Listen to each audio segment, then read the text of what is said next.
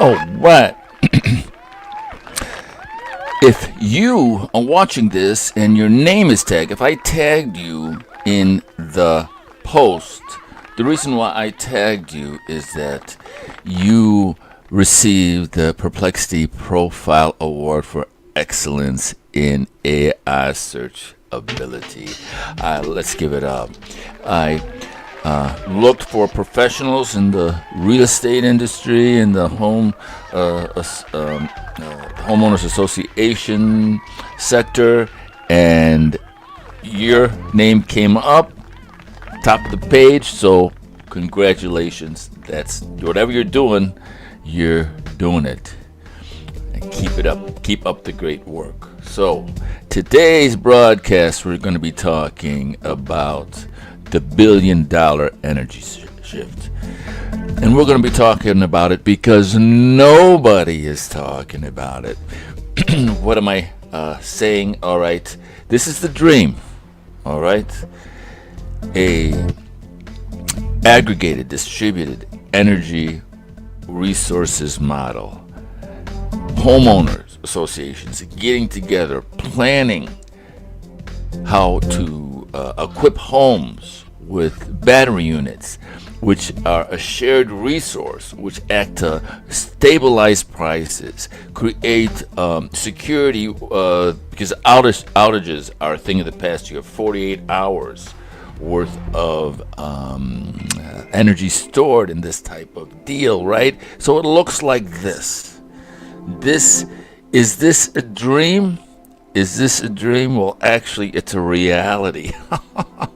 And it's being rolled out slowly because there's a tremendous amount of participation in terms of the government, in terms of giving the authority to create solar farms, the easements on the land, and the so on and so forth. And that's taking a while to move through the legislative processes. But state by state, it's these aggregated, distributed energy resource models are starting to appear. And we can see why, right? There is hundreds of billions of dollars being allocated for data centers and the AI revolution, right? Meet the Nvidias of power. 5 stocks winning big tech $700 billion AI energy grab. And this is translating into a lot of tension, right? And a lot of anxiety for people like me, right? You know, who have loved ones on fixed income, and there's all this uncertainty with the war and with the Straits of Hormuz and all this talk about energy. But what's happening is retail options are there, and there's actually a business model selling up for people to sell these services, right? Retail agents, energy, certified energy professionals that can say, hey, here's a plan. You can hook up to a solar farm. You can have a battery onto your house. And this is being kept quiet. You're not going to see it on billboards. You're not going to see it advertised on social media, right? And so let's kind of take a look at what's happening, right? So I took a look. Right, I wanted to know how many of these batteries that I've heard about, right, that residents are getting these batteries that usually cost like $15,000. They're being offered for free in some circumstances for no charge. And so I'm wondering, how big is this phenomenon? How big is it? And so the information I got was, well, we know from independent data that residential batteries are already in the hundreds of thousands and growing fast. We also know many retailers are bundling upfront no-cost batteries into these aggregated distributed energy resource style offers. What we don't have is a public scoreboard of who has how many, because those numbers live inside private portfolios. They live inside the private equity world, not on a government dashboard. I was like, okay, but I still don't understand.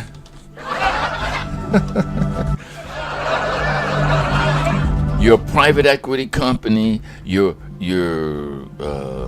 creating this service, right? And it's awesome because it's green energy and it's cool, and people are all like uptight about capitalism and the end of the world. And wouldn't it be great to be like, hey man, we got this free battery thing going on? And so, it seems like they're sitting on these numbers for some reason. And I just am like, why isn't anybody talking about it? What's going on here? I just don't understand. And I got the answer. It says, well, okay, yeah. In fact, many companies are sitting on the granular numbers for, we installed X free batteries in a certain state. Okay, and there are a few reasons why. Let's go over the reasons why. Competitive secrecy, right? If I'm building a fleet for this aggregated distributed energy resource model or virtual power plant participation, right? And so that's the idea. That's the idea that cities and communities become virtual power plants. Homeowner organizations, homeowners associations get together and they work to provide the community this resource, because the more houses that are connected together, the more powerful that virtual power plant becomes, right? So that's the business model, and we're asking, how come they're not screaming this from the treetops? All right. Contract complexity. Many free battery deals are structured as long-term service agreements, meter-based credits, no upfront cost with a contract on the back end. None of that maps neatly to a public metric, so they just don't report it. Regulatory sensitivity, aggregating and dispatching distributed resources crosses is these government organizations and these federal organizations and state governing bodies and consumer production lines. Companies often prefer to keep program scale out of the spotlight until they're sure everything's cool, right? Until they're sure everything's cool on the government side, on the performance side, and so on and so forth. So like, oh, okay. That kind of makes sense. So, as I kept doing my research, right, I came across this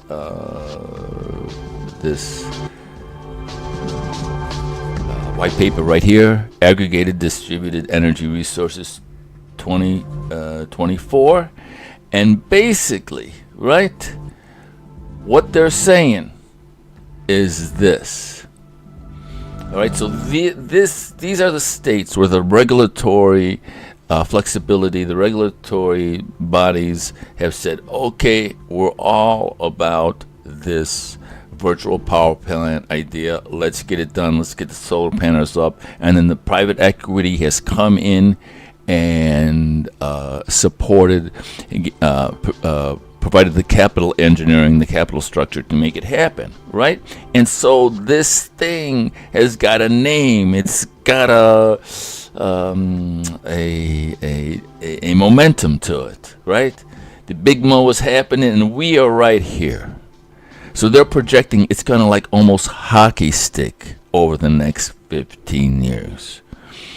So the question is, what are the opportunities for something, right? If you want to become a salesperson for this type of retail product, for this type of energy product, it sounds like it's really exciting, to be part of this, incredibly cutting edge industry, providing solar energy, batteries for free, save the earth, right? I mean, it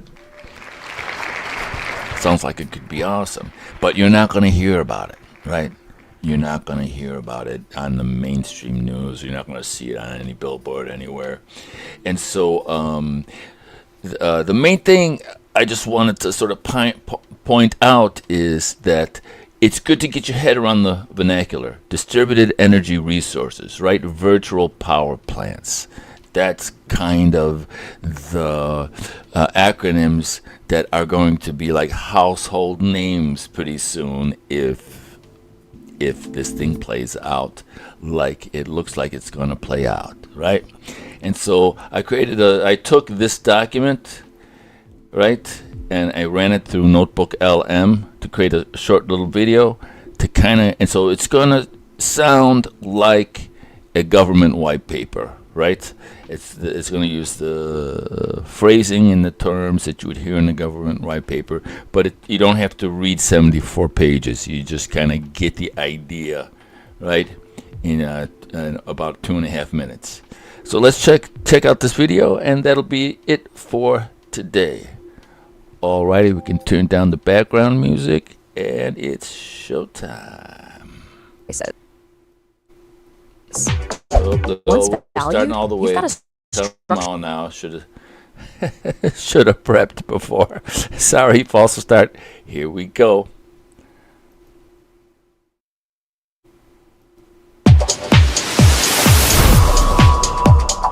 Welcome to this explainer on ADERs. Let's dive into how state regulators can effectively govern this grid transition.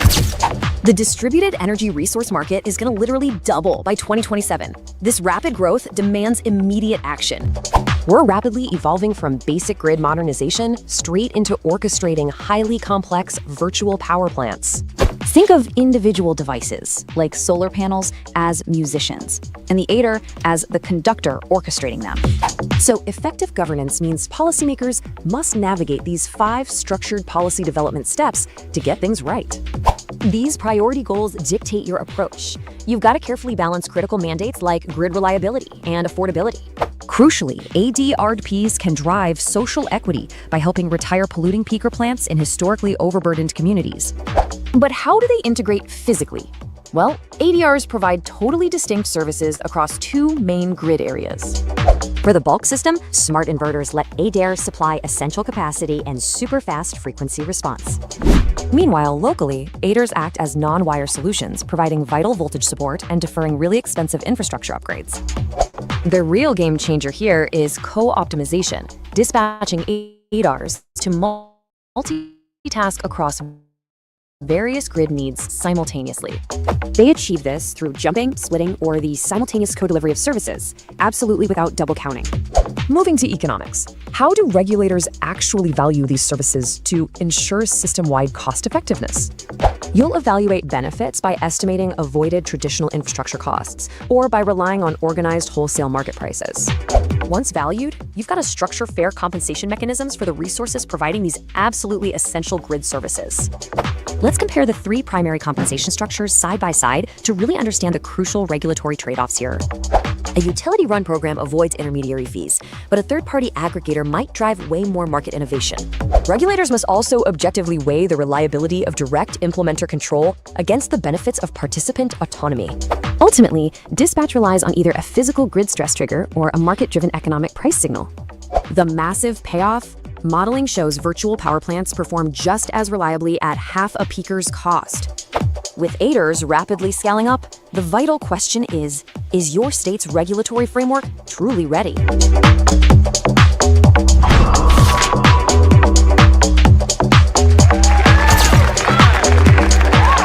Okay, and the exciting thing is that if you are a real estate professional or part of a homeowners association, and you sign up, right? You become an affiliate, for lack of a better word, right? To provide these services, right? You get paid to offer these services. You get paid to say, hey, you want a battery on your house? Okay, just fill in this form, and you provide these services that benefit your customer, benefit the community, and then you get a little piece of the pie as offering the service. So the potential for a side hustle to become a serious zip code changing revenue stream, is there. So what is? I think there was one last thing I wanted to say, and it was just basically you have to be networked into the community like I am, right? You're never gonna hear about this on television. You're never gonna hear about it on social media. You're never gonna hear about it anywhere else. So if you're interested for a deep dive on what's happening in the Chicago area, if I can't answer the question, I am networked with people who can.